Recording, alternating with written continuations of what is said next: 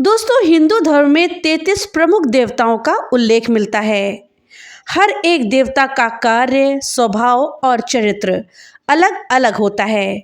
कोई ज्ञान का प्रतीक है, कोई विनाश का, तो कोई प्रेम और करुणा का प्रतीक है। लेकिन इन सभी के बीच एक ऐसा नाम है जो जितना शक्तिशाली है उतना ही विवादास्पद भी, और वो नाम है देवराज इंद्र का। दोस्तों, इंद्र के बारे में जितना सुना जाता है उतना ही अनसुना भी है। एक और जहां उन्हें स्वर्ग का राजा मानते हैं, देवताओं का अधिपति मानते हैं, तो दूसरी ओर उनके नाम से जुड़ी कई कहानियां अक्सर छल, मोह और भोग की परछाइयों में उलझी दिखाई देती हैं। क्या इंद्र केवल भोग विलास में डूबे रहने वाले देवता थे, या उनके जीवन में भी एक गहरा संघर्ष और बदलाव छिपा था? दोस्तों, आज इस वीडियो में हम देवराज इंद्र के 8 सबसे ज्यादा शर्मनाक छलों के बारे में जानेंगे, जिससे देवताओं को भी शर्मसार होना पड़ा था। इस जानकारी के लिए वीडियो में हमारे साथ अंत तक बने रहिएगा, जिससे कि आपको सही और सटीक जानकारी प्राप्त हो पाए। नमस्कार दोस्तों, राधे राधे। आपके हमारे चैनल ज्ञान शास्त्र में आप सबका स्वागत है। दोस्तों, कहा जाता है कि शचीपति इंद्र, जिन्हें सबसे प्रसिद्ध इंद्र माना जाता है, एक मनवंतर तक स्वर्ग के अधिपति रहे। उन्होंने 71 अर्थात 71 दिव्य युगों तक स्वर्ग लोक पर शासन किया। लेकिन ये सत्ता उन्हें केवल शक्ति से नहीं मिली थी। इसके पीछे था एक लंबा संघर्ष, गहन तप और विषम परिस्थितियों से जूझने की क्षमता। उस युग में देवताओं के अधिपति शचीपति इंद्र थे। उनके मार्गदर्शक और आध्यात्मिक गुरु थे देवगुरु बृहस्पति, और उनके परम आराध्य स्वयं भगवान विष्णु थे। वहीं दूसरी ओर असुरों की ओर से विरोचन, जो हिरण्याक्ष और हिरण्यकश्यप के उत्तराधिकारी थे, दैत्य गुरु शुक्राचार्य और भगवान शिव को अपना इष्ट मानते थे। इंद्र की कहानी केवल उनके भोग की नहीं, बल्कि उनके भीतर उठे परिवर्तन के तूफान की कहानी है। ये कहानी है कि कैसे एक राजा जो सुख, संपत्ति और ऐश्वर्य में डूबा हुआ था, जीवन की नश्वरता को पहचानकर योग और धर्म की ओर अग्रसर होता है। इंद्र का जीवन आज भी यही सिखाता है। भोग से योग की ओर बढ़ना ही सच्चा उत्थान है। जब संपूर्ण धरती बर्फ से ढकी हुई थी और बस कुछ ही जगह रहने लायक बची थी, उसमें से एक था देवलोक, जिसे इंद्रलोक या स्वर्गलोक भी कहते थे। ये लोक हिमालय के उत्तर में था। सभी देवता, गंधर्व, यक्ष और अप्सरा आदि हिमालय के उत्तर में ही रहते थे। उपयुक्त जलवायु और प्राकृतिक संपदा से परिपूर्ण ये क्षेत्र सदैव ही आकर्षण का केंद्र रहा। हर कोई इस भूमि पर अधिकार चाहता था। देवता हो या दैत्य, मानव हो या माया के पारंगत योद्धा, यहाँ बसने की लालसा इतनी तीव्र थी कि कई बार ये धरती शांतिपूर्ण नहीं बल्कि युद्ध भूमि बन गई। इंद्र का शासन केवल शक्ति के बल पर नहीं, बल्कि रणनीति, राजनीति, कुशलता और आकाशीय सैन्य शक्तियों के द्वारा स्थापित था। परंतु जितना ऊंचा उसका साम्राज्य था, उतनी ही गहरी थी उसके जीवन की परछाइयाँ, और यही परछाइयाँ उसे कालांतर में भोग से योग की ओर मोड़ने वाली थी। इंद्र को सभी देवताओं का राजा माना जाता है। वही बारिश करवाते हैं और वही स्वर्ग पर शासन करते हैं। इंद्र बादल और बिजली के देवता भी हैं। वो एक सफ़ेद हाथी ऐरावत पर सवार रहते हैं। उनके अस्त्र हैं व्रज। ये व्रज दधीचि ऋषि की हड्डियों से बनाया गया था। इसी व्रज से इंद्र बिजली और बादलों को अपने अनुसार संचालित भी करते थे, और ये अपने शत्रुओं पर प्रहार भी करते थे। इंद्र किसी भी साधु और राजा को स्वयं से शक्तिशाली नहीं बनने देते थे। इसलिए वो कभी तपस्वियों को अप्सराओं से मोहित कर पथभ्रष्ट कर देते थे, तो कभी राजाओं के अश्वमेध यज्ञ के घोड़े को चुरा लेते थे। साम, दाम, दंड और भेद, सभी तरीके से वो अपने सिंहासन को बचाने का प्रयास तो करते ही थे। साथ ही वो इस प्रयास के दौरान कभी कभी ऐसा भी कार्य कर देते थे जो देवताओं को शोभा नहीं देता, जिसके कारण देवताओं को बहुत बदनामी झेलनी पड़ती थी। हालांकि इंद्र जैसे और भी कई देवता थे जिनके कृत्यों के कारण उन्हें स्वर्ग से निकाल दिया गया, और फिर उन्होंने पाताल लोक में जाकर अपनी एक अलग सत्ता कायम करी। तो दोस्तों चलिए जानते हैं देवराज इंद्र के द्वारा किए गए ऐसे 8 कार्य जिनके कारण उन्हें छली और पापी तक कहा गया और जिसके कारण सभी देवताओं को शर्मसार होना पड़ा। दोस्तों वीडियो में आगे बढ़ने से पहले आपसे एक छोटी सी रिक्वेस्ट है कि अगर अभी तक आपने वीडियो को लाइक नहीं किया है तो कृपया वीडियो को लाइक कर दें और ज़्यादा से ज़्यादा शेयर करें, जिससे कि ये जानकारी अधिकतर लोगों तक पहुंच पाए। और हाँ, अगर चैनल पे पहली बार आए हैं तो कृपया चैनल को सब्सक्राइब कर दें और बेल आइकन दबाना ना भूलें, जिससे कि मेरी वीडियो सबसे पहले आप तक पहुंच सके। तो चलिए वीडियो में आगे बढ़ते हैं और इंद्र के द्वारा किए गए छलों के विषय में जानते हैं। दोस्तों देवराज इंद्र के द्वारा गया पहला छल था समुद्र मंथन के समय असुरों के साथ किया गया छल। दोस्तों जब असुरों के राजा बलि ने स्वर्ग पर चढ़ाई कर दी थी और इंद्र सहित सभी देवताओं को वहां से भगा दिया गया था, तो राजा बलि की सहायता से ही देवराज इंद्र ने समुद्र का मंथन किया। समुद्र मंथन के दौरान इंद्र ने असुरों के साथ हर जगह छल किया। जो 14 रत्न प्राप्त हुए उनका बंटवारा भी छलपूर्ण तरीके से ही संपन्न किया गया। हालांकि असुर ये सोचकर संतुष्ट हो जाते थे कि अपने को इन वस्तुओं से क्या लेना देना, अपने को तो बस अमृत ही चखकर अमर होना है। लेकिन जब अंत में अमृत निकला तो वहां भी उनके साथ छल हो गया। देवताओं और दैत्यों के बीच अमृत के बंटवारे को लेकर जब झगड़ा हो रहा था, तब देवराज इंद्र के संकेत पर उनका पुत्र जयंत अमृत कुंभ को लेकर भाग गया। तब दानवों ने उसका पीछा किया। अंत में भगवान विष्णु ने मोहिनी रूप धारण करके अमृत बांटने का कार्य किया। इस दौरान विष्णु जी अपनी मायावी शक्ति से अमृत का कुंभ तब बदल देते थे जब दानवों को बांटने की बारी आती थी। भगवान की इस चाल को राहु नामक दैत्य समझ गया। वो देवता का रूप धारण करके देवताओं में जाकर बैठ गया और प्राप्त अमृत को मुख में डाल लिया। जब अमृत उसके कंठ में पहुंच गया तो चंद्रमा तथा सूर्य ने पुकारकर कहा कि ये तो राहु दैत्य है। ये सुनकर भगवान विष्णु ने तत्काल अपने सुदर्शन चक्र से उसका सिर गर्दन से अलग कर दिया। फिर भी अमृत के प्रभाव से उसके सिर और धड़ अलग अलग रहकर भी अजर अमर हो गए। उसके सिर का नाम तो राहु ही है, लेकिन उसके धड़ को केतु कहते हैं। दोस्तों ये था देवराज इंद्र के द्वारा किया गया पहला छल। दूसरा छल राजा बलि के साथ किया गया था। इंद्र ने राजा बलि के साथ कई बार छल किया। एक बार इंद्र और सभी देवताओं को बचाने के लिए इंद्र के निवेदन पर भगवान विष्णु ने वामन रूप रख करके राजा बलि से छल पूर्वक तरीके से 3 पग भूमि मांग ली थी। दानवीर राजा बलि ने भी दान दे दिया। उन्हें नहीं मालूम था कि मैं जिसे दान दे रहा हूँ वो तो साक्षात विष्णु जी हैं। अंत में विष्णु जी ने अपना आकार बढ़ाया और 2 पग में ही तीनों लोगों को नाप लिया। तब उन्होंने बलि से कहा कि अब तीसरा पग कहाँ रखूं? राजा बलि ने कहा कि अब तो भगवान मेरा सिर ही बचा है। विष्णु जी ने उनकी दानवीरता और सत्यवादिता के चलते उनके सर पर पैर रखा और उसे पाताल लोक पहुंचा दिया और वरदान दिया कि तू भी देवताओं की तरह अजर अमर रहेगा और आज से तू हमेशा के लिए पाताल लोक का राजा बना रहेगा। दोस्तों ये था दूसरा छल। दोस्तों तीसरा छल इंद्र ने अहिल्या के साथ किया था।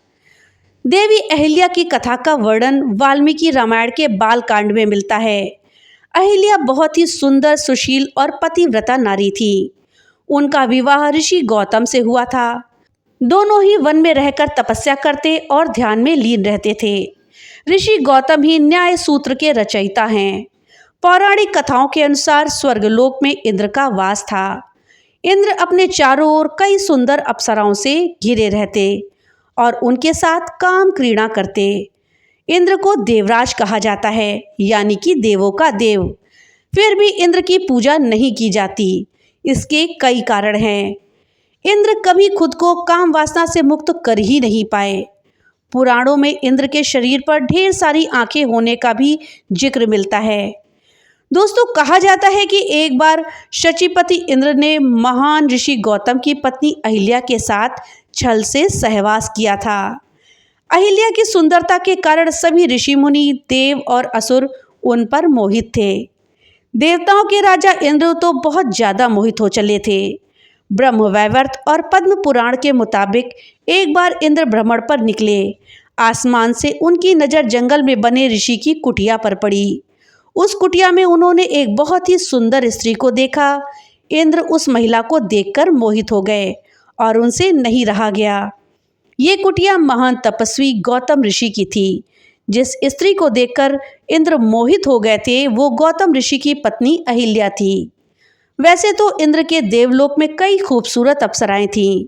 वे जब भी चाहते किसी भी अप्सरा के साथ सहवास करते थे, मगर अहिल्या की सुंदरता उन्हें भा गई।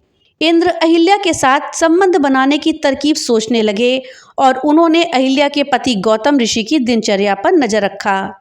गौतम ऋषि रोजाना भोर होने से पहले वन की ओर जाते और अपने नित्य कर्म निपटाने के लिए नदी किनारे जाते। वहां 2-3 घंटे का समय बिताकर फिर कुटिया में आते थे।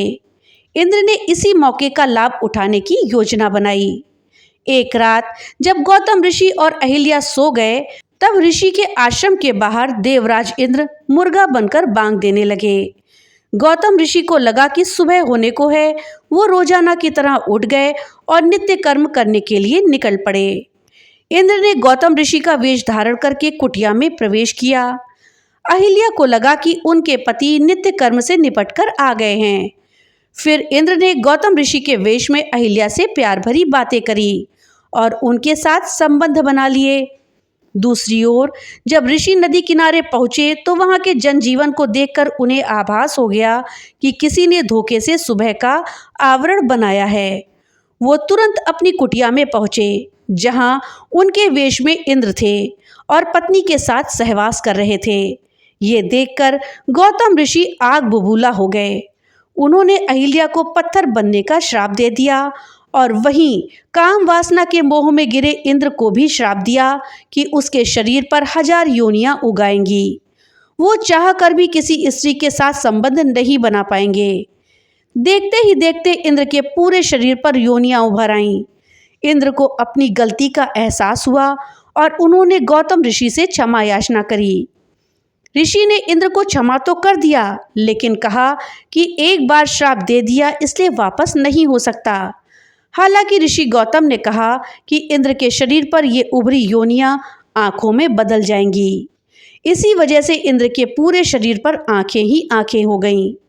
दूसरी तरफ अहिल्या ने भी गौतम ऋषि से कहा कि उन्हें बिल्कुल भी ये एहसास नहीं हुआ कि उनके वेश में कोई और शख्स उनके साथ सोया हुआ है। इसमें उनकी कोई गलती नहीं थी। उनके मन में छल की कोई भावना नहीं थी। गौतम ऋषि ने अहिल्या को वरदान दिया कि कालांतर में भगवान विष्णु का अवतार तुम्हारे पास आएगा और उनके स्पर्श से तुम फिर से पहले जैसी बन जाओगी। तभी सालों के बाद श्री राम ने भगवान विष्णु के अवतार के रूप में धरती पर जन्म लिया और श्री राम ने ही बाद में अहिल्या को छूकर उन्हें श्राप से मुक्त कराया। दोस्तों, इंद्र ने अपना चौथा छल कर्ण से किया था। भगवान श्री कृष्ण ये भली भांति जानते थे कि जब तक कर्ण के पास उनका कवच और कुंडल है तब तक उन्हें कोई नहीं मार सकता। ऐसे में अर्जुन की सुरक्षा की कोई गारंटी नहीं। उधर देवराज इंद्र भी चिंतित थे क्योंकि अर्जुन उनका पुत्र था। भगवान कृष्ण और देवराज इंद्र दोनों जानते थे कि जब तक कर्ण के पास पैदाइशी कवच और कुंडल हैं वो युद्ध में अजेय रहेगा। तब श्री कृष्ण ने देवराज इंद्र को एक उपाय बताया और फिर देवराज इंद्र एक ब्राह्मण के वेश में पहुंच गए कर्ण के द्वार। देवराज भी सभी के साथ लाइन में खड़े हो गए। कर्ण सभी को कुछ न कुछ दान कर रहे थे। बाद में जब देवराज का नंबर आया तो दानी कर्ण ने पूछा कि आज्ञा कीजिए, आपको किस वस्तु की अभिलाषा है।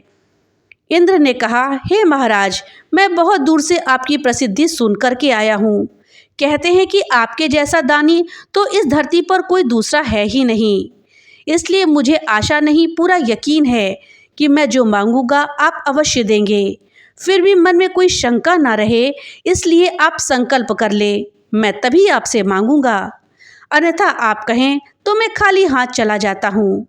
कर्ण ने थोड़ी गंभीरता से उसकी ओर देखा लेकिन कुछ नहीं कहा।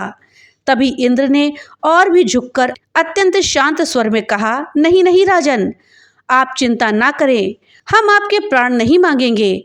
हमें तो बस वह वस्तु चाहिए जिससे हमें आत्मिक शांति मिल सके। लेकिन कृपया पहले संकल्प कर लें, तभी मैं अपनी बात रखूंगा। कर्ण को यह बात थोड़ी अजीब लगी, लेकिन उसकी प्रसिद्धि, दानशीलता और आत्मगौरव को चुनौती सी महसूस हुई। उसने क्रोध मिश्रित उत्साह में जल अपने हाथ में लेकर के कहा, हम प्रण करते हैं कि आप जो मांगेंगे हम आपको देंगे। अब आप तुरंत मांगिए। तब इंद्र ने कहा, राजन, आपके शरीर के कवच और कुंडल हमें दान स्वरूप चाहिए। एक पल के लिए तो सन्नाटा छा गया। कर्ण ने इंद्र की आंखों में झांका, फिर दानवीर कर्ण ने बिना एक क्षण भी गवाए अपने कवच और कुंडल अपने शरीर से खंजर की सहायता से अलग किए और ब्राह्मण को सौंप दिए। कवच कुंडल मिलते ही इंद्र ने तुरंत वहां से दौड़ लगा दी और दूर खड़े रथ पर सवार होकर वहां से भाग लिए। ऐसा उन्होंने इसलिए किया क्योंकि उन्हें लगा कि कहीं उनका राज खुलने के बाद कर्ण बदल न जाए। कुछ मील दूरी पर जाकर इंद्र का रथ नीचे जमीन में धंस गया। तभी आकाशवाणी हुई, देवराज इंद्र, तुमने बहुत बड़ा पाप किया है। अपने पुत्र अर्जुन की जान बचाने के लिए तूने छल पूर्वक कर्ण की जान को खतरे में डाल दिया। अब ये रथ यही धंसा रहेगा और तू भी यही धंस जाएगा। तब इंद्र ने आकाशवाणी से पूछा, इससे बचने का कोई उपाय बताइए। तब आकाशवाणी ने कहा कि अब तुम्हें दान की दी गई वस्तु के बदले में बराबरी की कोई वस्तु देनी होगी। इंद्र क्या करते, उन्होंने ये मंजूर कर लिया। तब वो फिर से कर्ण के पास गए, लेकिन इस बार ब्राह्मण के वेश में नहीं बल्कि इंद्र के रूप में गए। कर्ण ने उन्हें आता देखकर कहा, देवराज इंद्र, आदेश कीजिए, और क्या चाहिए। इंद्र ने झेपते हुए कहा, दानवीर कर्ण, अब मैं याचक नहीं हूँ बल्कि आपको कुछ देना चाहता हूँ। कवच और कुंडल को छोड़कर कुछ भी मांग लीजिए, आपको जो कुछ भी मांगना हो। कर्ण ने कहा, देवराज, मैंने आज तक कभी किसी से कुछ नहीं मांगा और न ही मुझे कुछ चाहिए। कर्ण सिर्फ दान देना जानता है, लेना नहीं। तब इंद्र ने विनम्रता पूर्वक कहा, महाराज कर्ण, आपको कुछ तो मांगना ही पड़ेगा, अन्यथा मेरा रथ और मैं यहाँ से नहीं जा सकते। आप कुछ मांगेंगे तो मुझ पर बड़ी कृपा होगी। आप जो भी मांगेंगे मैं देने को तैयार हूँ। कर्ण ने कहा, देवराज, आप कितना ही प्रयत्न कीजिए, लेकिन मैं सिर्फ दान देना जानता हूँ, लेना नहीं। मैंने जीवन में कभी कोई दान नहीं लिया। तब लाचार इंद्र ने कहा, मैं यह व्रज रूपी शक्ति आपको बदले में देकर जा रहा हूँ। तुम इसको जिसके ऊपर भी चला दोगे वो बच नहीं पाएगा, भले ही साक्षात काल के ऊपर ही क्यों ना चलाओ, लेकिन इसका प्रयोग सिर्फ एक बार ही कर पाओगे। कर्ण कुछ कहते उससे पहले ही देवराज व वज्र शक्ति रख करके तुरंत वहां से भाग लिए। कर्ण के आवाज देने पर भी वो नहीं रुके। बाद में कर्ण को उस वज्र शक्ति को अपने पास मजबूरन रखना पड़ा। देवराज इंद्र ने अपना 5वां छल विश्वामित्र के साथ किया था। सप्त ऋषियों में से एक विश्वामित्र रामायण काल के ऋषि हैं। उनके काल में ही ऋषि वशिष्ठ भी थे और दोनों के बीच वर्चस्व की लड़ाई चलती थी। विश्वामित्र ऋषि बनने से पहले एक प्रतापी राजा थे। उनके मन में ऋषि बनकर ब्राह्मत्व प्राप्त करने की इच्छा हुई। इस इच्छा के चलते वो एक जगह पर तपस्या करने चले गए। उनकी तपस्या से घबराकर इंद्र ने तपस्या को भंग करने के लिए अप्सरा मेनका को भेजा। मेनका ने कई तरह के उपक्रम करने के बाद विश्वामित्र की तपस्या को भंग कर दिया। उनके मन में काम वासना उत्पन्न कर दी। विश्वामित्र सब कुछ छोड़कर मेनका के प्रेम में डूब गए। जब उन्हें होश आया तो इनके मन में पश्चाताप का उदय हुआ। ये पुनः कठोर तपस्या में लीन हुए और सिद्ध हो गए। सिद्ध होने के बाद काम के बाद क्रोध ने भी विश्वामित्र को पराजित कर दिया। जब त्रिशंकु ने उनके समक्ष सशरीर स्वर्ग जाने की इच्छा प्रकट करी थी। इक्ष्वाकु वंश के राजा त्रिशंकु एक बार सशरीर ही स्वर्ग जाने की इच्छा लेकर अपने गुरु ऋषि वशिष्ठ के पास गए, लेकिन वशिष्ठ ने मना कर दिया। तब वो उनको भला बुरा कहने लगे। वशिष्ठ जी के पुत्रों ने रुष्ट होकर त्रिशंकु को चांडाल हो जाने का श्राप दे दिया। तब त्रिशंकु विश्वामित्र के पास गए। विश्वामित्र ने कहा कि मेरी शरण में आए व्यक्ति की मैं अवश्य ही मदद करता हूँ। तब विश्वामित्र उन्हें स्वर्ग भेजने की तैयारी के लिए यज्ञ की तैयारी करने लगे। यज्ञ की समाप्ति पर विश्वामित्र ने सब देवताओं का नाम ले करके उनसे अपने यज्ञ में भाग लेने को कहा, किंतु कोई भी देवता अपना भाग लेने नहीं आया। इस पर क्रुद्ध होकर विश्वामित्र ने अर्घ्य हाथ में लेकर के कहा, हे त्रिशंकु, मैं तुझे अपनी तपस्या के बल से ही स्वर्ग भेज रहा हूँ। इतना कहकर विश्वामित्र ने जल छिड़क दिया और राजा त्रिशंकु शरीर सहित आकाश में चढ़ते हुए स्वर्ग जा पहुँचे। त्रिशंकु को स्वर्ग में आया देखकर इंद्र ने क्रोध से कहा कि रे मूर्ख, तुझे तेरे गुरु ने श्राप दिया है, इसलिए तू स्वर्ग में रहने योग्य नहीं है। इंद्र के ऐसा कहते ही त्रिशंकु सिर के बल पृथ्वी पर गिरने लगे और विश्वामित्र से अपनी रक्षा की प्रार्थना करने लगे। विश्वामित्र ने उन्हें वहीं ठहरने का आदेश दिया और वे अधर में ही सिर के बल पर लटक गए। तब विश्वामित्र ने उसी स्थान पर अपनी तपस्या के बल से स्वर्ग की सृष्टि कर दी और नए तारे का तथा दक्षिण दिशा में सप्तऋषि मंडल बना दिया। इसके बाद उन्होंने नए इंद्र की सृष्टि करने का विचार किया, जिससे इंद्र सहित सभी देवता भयभीत हो गए। विश्वामित्र से अनुनय विनय करने लगे। वे बोले कि हमने त्रिशंकु को केवल इसलिए लौटा दिया था कि वो अपने गुरु के श्राप के कारण स्वर्ग में नहीं रह सकते थे। इंद्र की बात सुनकर विश्वामित्र जी बोले, ठीक है, यह स्वर्ग मंडल हमेशा रहेगा और त्रिशंकु सदा इस नक्षत्र मंडल में अमर होकर राज्य करेगा। इस मंडल का कोई इंद्र नहीं होगा। इससे संतुष्ट होकर इंद्रादि देवता अपने अपने स्थानों को वापस चले गए। दोस्तों, अब आइए इंद्र के अगले छल के विषय में जानते हैं।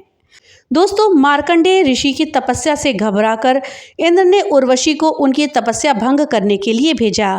कहते हैं कि इंद्र का शासनकाल 72 चौकड़ी युग होता है और वह तब तक अपने पद की रक्षा के लिए कुछ भी करते हैं। इसी उद्देश्य से इंद्र ने मार्कंडेय ऋषि के पास एक उर्वशी नाम की अप्सरा स्वर्ग से भेजी। उर्वशी ने अपनी सिद्धि की शक्ति से सुहावना मौसम बनाया और खूब नृत्य और गान किया और अंत में निर्वस्त्र हो गई। तब मार्कंडेय ऋषि ने कहा कि हे देवी, आप यहाँ किस लिए आई हैं? इस पर उर्वशी ने कहा कि ऋषि, आप जीत गए, मैं हार गई। आप टस से मस नहीं हुए। आप सचमुच ब्रह्मज्ञानी हैं, लेकिन यदि मैं आपसे हारकर स्वर्ग गई तो मेरा मजाक उड़ाया जाएगा, इंद्र की उलाहना का सामना करना पड़ेगा। उर्वशी ने कहा कि इंद्र की पटरानी मैं ही हूँ। इस पर मार्कंडेय ऋषि ने कहा कि जब इंद्र मरेगा तब क्या करेगी? तब उर्वशी बोली, मैं 14 इंद्र तक बनी रहूंगी। मेरे सामने 14 इंद्र अपनी अपनी इंद्र पदवी को भोग कर मर जाएंगे। मेरी आयु स्वर्ग की पटरानी के रूप में है। इसी तरह एक ब्रह्मा के दिन की आयु एक इंद्र की पटरानी शची की है। अंत में इस संवाद के बीच ही फिर इंद्र आया और कहने लगा कि हे ऋषि, आप जीत गए, हम हार गए। चलो आप अब इंद्र के सिंहासन पर विराजमान हो जाएं। इस पर मार्कंडेय ऋषि बोले, रे इंद्र, क्या कर रहा है? इंद्र का राज मेरे किस काम का? मैं तो ब्रह्म ज्ञान की साधना कर रहा हूँ। वहाँ पर तेरे जैसे लाखों इंद्र हैं। तू भी अनन्य मन से ब्रह्म की साधना कर ले। इस पर इंद्र ने तंज कसते हुए कहा कि हे ऋषि, फिर कभी देखेंगे, अभी तो मौज करने दो। यदि आप मेरे सिंहासन पर नहीं बैठना चाहते तो ठीक है, यह अच्छी बात है, आप साधना करते रहें। अब यह तो कम से कम स्पष्ट हो गया कि आप इंद्र पद के लिए साधना नहीं कर रहे, तो मैं निश्चिंत हूँ। दोस्तों, अब आइए देवराज इंद्र के 7वें छल के विषय में जानते हैं। भगवान कृष्ण के पहले इंद्रोत्सव नामक उत्तर भारत में एक बहुत बड़ा त्योहार होता था। भगवान कृष्ण ने इंद्र की पूजा बंद करवा करके गोपोत्सव, रंगपंचमी और होलिका का आयोजन करना शुरू किया। श्री कृष्ण का मानना था कि हमारे आसपास जो भी चीज़ें हैं उनसे हम बहुत ही प्रेम करते हैं, जैसे कि गाय, पेड़, गोवर्धन पर्वत। श्री कृष्ण के शब्दों में ये सब हमारी जिंदगी हैं। यही लोग, यही पेड़, यही जानवर, यही पर्वत तो हैं जो हमेशा हमारे साथ हैं और हमारा पालन पोषण करते हैं। इन्हीं की वजह से हमारी जिंदगी है। ऐसे में हम किसी ऐसे देवता की पूजा क्यों करें जो हमें भय दिखाता है? मुझे किसी देवता का डर नहीं। अगर हम चढ़ावे और पूजा का आयोजन करना चाहते हैं तो हम गोपोत्सव करते हैं, इंद्रोत्सव नहीं। श्री कृष्ण के निवेदन पर स्वर्ग के सभी देवी देवताओं की पूजा बंद हो गई। धूमधाम से गोवर्धन पूजा की शुरुआत हो गई। जब इंद्र को इसके बारे में पता चला तो उन्होंने प्रलयकालीन बादलों को आदेश दिया कि ऐसी वर्षा करो कि सारे ब्रजवासी डूब जाएं और मेरे पास क्षमा मांगने पर विवश हो जाएं। जब वर्षा नहीं थमी और ब्रजवासी कराहने लगे तो भगवान श्री कृष्ण ने गोवर्धन पर्वत को अपनी उंगली पर धारण करके उसके नीचे ब्रजवासियों को बुला लिया। गोवर्धन पर्वत के नीचे आने पर ब्रजवासियों पर वर्षा और गर्जन का कोई असर नहीं हो रहा था। इससे इंद्र का अभिमान चूर हो गया। बाद में श्री कृष्ण का इंद्र से युद्ध भी हुआ और इसमें इंद्र की हार हुई।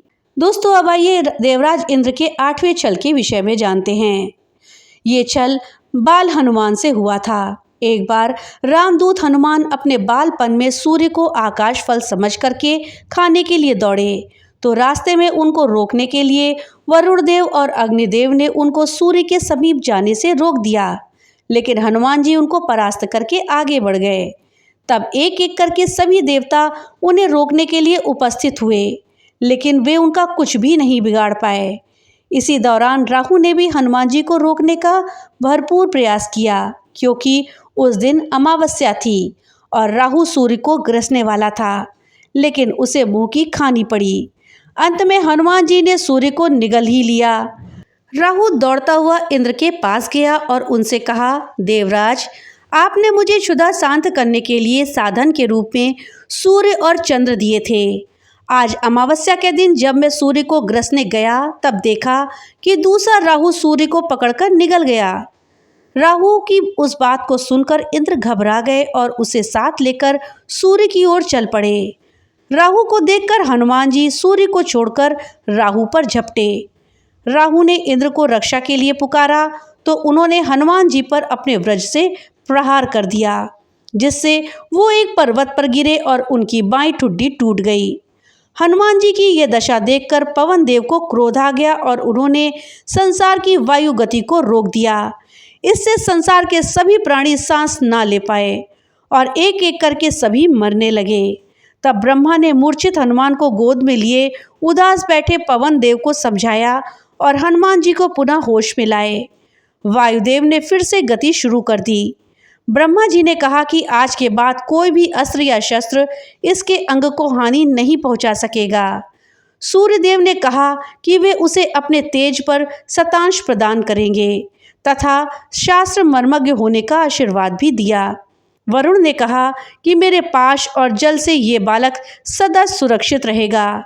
यमदेव ने अवध्य और निरोग रहने का आशीर्वाद दिया। यक्षराज, कुबेर, विश्वकर्मा आदि देवताओं ने भी अमोघ वरदान दिए। तब इंद्र ने क्षमा मांगते हुए कहा कि इसका शरीर वज्र से भी ज़्यादा कठोर हो जाएगा। इंद्र द्वारा उनकी ठुड्डी अर्थात हनु टूटने के कारण उनका नाम हनुमान और वज्र के समान कठोर शरीर हो जाने के कारण बजरंग बली पड़ गया। तो दोस्तों, ये थे देवराज इंद्र के द्वारा किए गए 8 प्रमुख छल। दोस्तों, जानकारी आपको कैसी लगी हमें कमेंट बॉक्स में लिख करके ज़रूर बताइएगा। तो मिलते हैं अगली नई वीडियो के साथ, तब तक के लिए राधे राधे।